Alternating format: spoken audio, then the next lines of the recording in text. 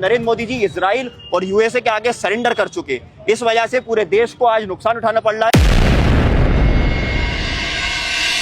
Today की मैं report लेके आपके सामने खड़ा हुआ। जो इजराइल और ईरान का युद्ध हो रहा है उसका सबसे ज्यादा इंपैक्ट अगर किसी को पड़ रहा है तो वो हिंदुस्तान पे पड़ रहा है। सबसे ज्यादा नुकसान अगर किसी को हो रहा है वो हिंदुस्तान पे हो रहा है। ये यहाँ मैं डाटा लेके खड़ा हुआ हूँ।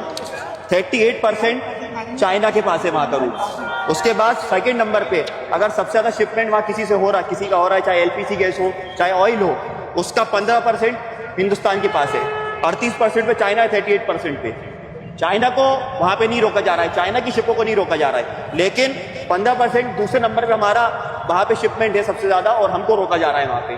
तो ये नाइंसाफी क्यों हो रही है? इसकी वजह यह है कि एप्स्टीन फाइल के अंदर जो नरेंद्र मोदी जी और उनके मंत्री का नाम आया है, उसके साथ साथ यूएसए के अंदर अडानी के ऊपर केस चल रहा है। पूरा हिंदुस्तान जानता है भारतीय जनता पार्टी का जो पैसा है वो पीछे के दरवाजे से अडानी के पास ही रहता है। आज यूएसए नरेंद्र मोदी जी को ब्लैकमेल कर रहा है, उनको घुटने टेकने पड़ गए और नरेंद्र मोदी जी इजराइल और यूएसए के आगे सरेंडर कर चुके।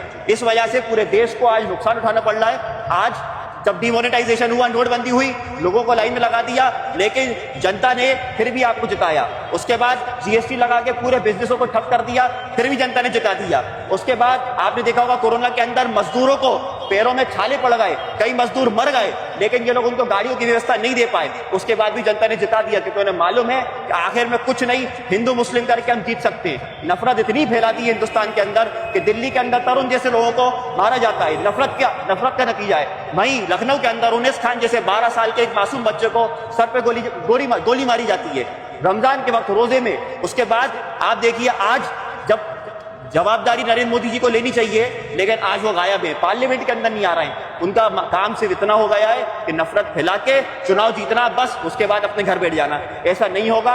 अब जनता को समझना चाहिए। मैं आपके जरिए, मीडिया के जरिए, आप लोग चौथा स्तंभ में लोकतंत्र का, मैं आपके जरिए रिक्वेस्ट करता हूं जनता से कि आप सड़कों पे उतरे, अपनी संविधान के दायरे में अपनी आवाज उठाएं, हक के लिए बुलंद करें और हिंदू मुस्लिम से हटके अब जो रोजगार के मुद्दे हैं, आज रेस्टोरेंट्स बंद हैं, रेस्टोरेंट बंद होंगे, जोमेटो स्विगी में करोड़ों नौजवान रोजगार है। जब रेस्टोरेंट ही बंद हो जाएगा तो वो क्या डिलीवरी करेगा? वो लोग भी सड़कों पे आ जाएंगे। त्योहार का टाइम है, रमजान का टाइम है, लोग परेशान हो रहे हैं, सिलेंडरों की लाइन में लगे हुए हैं, कोई जवाबदारी नहीं है, ना मुख्यमंत्री ना मंत्री और प्रधानमंत्री जो पार्लियामेंट में भी नहीं आते। राहुल गांधी जी चीख के रह गए कि मुझे बोलने तो, उनको बोलने नहीं दिया जाता। लोकतंत्र खतरे में है, संविधान खतरे में है। आखिर में सिर्फ हिंदू मुस्लिम करके उन्हें चुनाव जीत लेना है, ये उन्हें मालूम है। जनता को एक होना पड़ेगा, हिंदू मुस्लिम को एक होना पड़ेगा और जो बुनियादी देश के मुद्दे हैं उनके लिए सड़कों पर उतरना पड़ेगा। आज मध्य विधानसभा के एक कार्यकर्ता आरिफ मसूद फैंस क्लब, हम लोग यहाँ पे सड़कों पे उतरे हैं इसलिए क्योंकि जब जुल्म होगा हम लोग नरेंद्र मोदी जी और इनकी सरकार से आंख में आंख मिला के संविधान के दायरे में अपनी बात रखते रहेंगे। धन्यवाद। हिंदुस्तान जिंदाबाद।